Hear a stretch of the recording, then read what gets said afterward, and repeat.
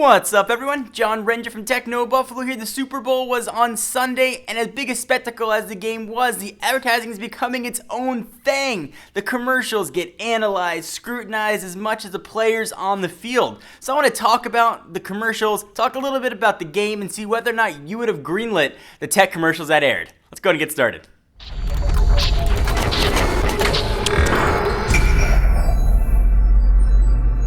So each 30-second spot of the Super Bowl costs $4 million. That ain't cheap. And you figure if you're a tech company and you want to make a big splash, spending $4 million is a ton of cash. Is it worthwhile? It's yet to be seen. One thing I never understood though with these giant, huge commercials, obviously they're great for brand recognition. People that might not know your brand are going to see it. Millions and millions and millions of people are watching the Super Bowl. But if you actually want to move product, I always thought it's better to go to the people that can actually influence, that can actually show you what a product looks like, and you can actually see how to buy it. That's sort of the big debate between old media and new media. New media sort of being online, and old media being print, television, and radio. And the Super Bowl is really one of the last bastions of old media. But okay, let's say you're working for a company and you want to figure out which commercial is going to be best for your brand. Let's run through them all. Let's start with Amy Poehler's Best Buy commercial. Hi, may I answer any questions? What the heck's the difference between all these? Commercial. How can you not like Amy Poehler? I love Parks and Rec. I loved her on Saturday Night Live. I think she actually did a really good job. It's been no secret that Best Buy's been hurting. They've really been trying to sort of get their brand back up. Even rumors they might be going back to be private. But I think this actually did a really nice job reminding people that, hey, you can buy stuff not on Amazon. You can also go to our store and not just check them out, but you can purchase products there. You should do that.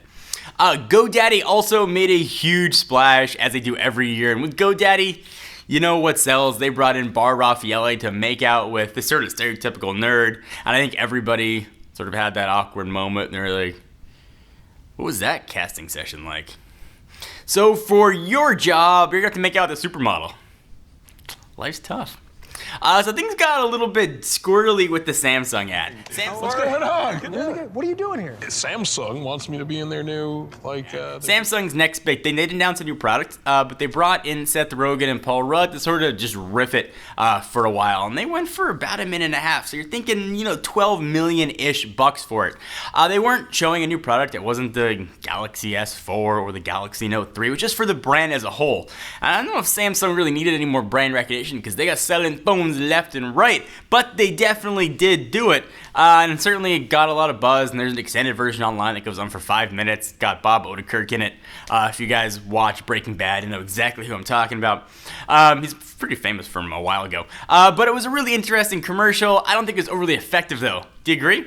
And now let's talk about Blackberry. Don't call him Rim. If you are barely staying alive, releasing a new product that was to save your company, your commercial better be freaking incredible. And the Blackberry commercial totally fizzed out.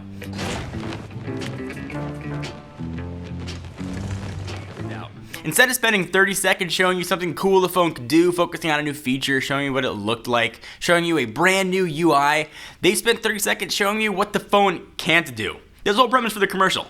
What the phone can't do.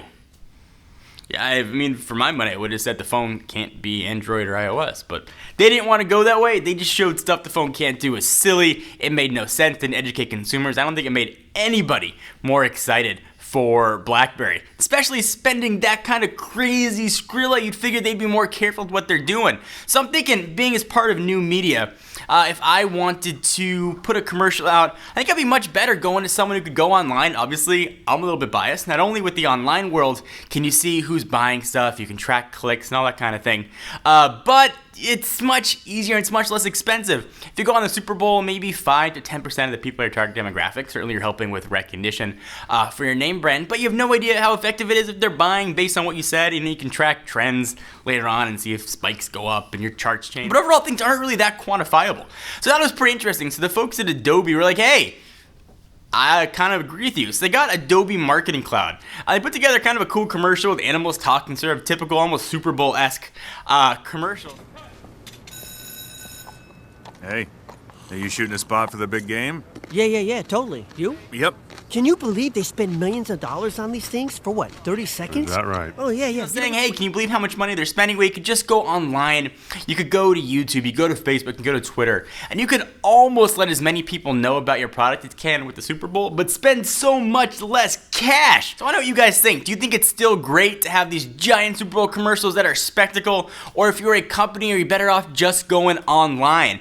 And if you want to answer the question, you can also enter for a chance to win one of 5 $200 gift cards, because who doesn't like free stuff? Link's gonna be down below to go win those gift cards. Also, link's gonna be down below to check out the full Animals Talking video. They're cute. There's a horse. Link to both of those are going to be down below. Have you ever bought a product based on an ad?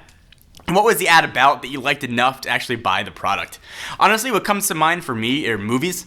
When I see a trailer for a movie, it's pretty much an ad. Oftentimes that determines whether or not I go and see it or not. I don't buy that many products, at least I don't think, based on the ads, but I'm sure if I went through and looked at my history, I probably do. So do you guys buy stuff based on commercials you see? You think they're effective? Do you buy stuff based on what you see online? Love to hear what you guys think. I am John Rettinger, and I will see you in the next video.